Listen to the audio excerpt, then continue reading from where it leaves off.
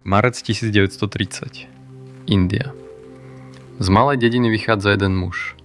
Je to Mohandas Karamchand Gandhi. Za ním ide niekoľko desiatok ľudí, potom stovky a postupne tisíce.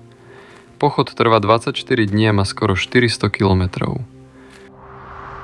Keď dorazia k moru, Gandhi sa zohne a zodvihne zo zeme kryštál prirodzene vzniknutej soli.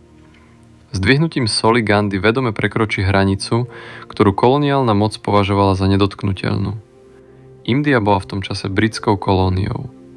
Koloniálna správa zakazovala Indom zbierať alebo vyrábať soľ. Soľ sa smela kupovať len od štátu a bola zaťažená daňou. Gandhiho čin sa stal impulzom.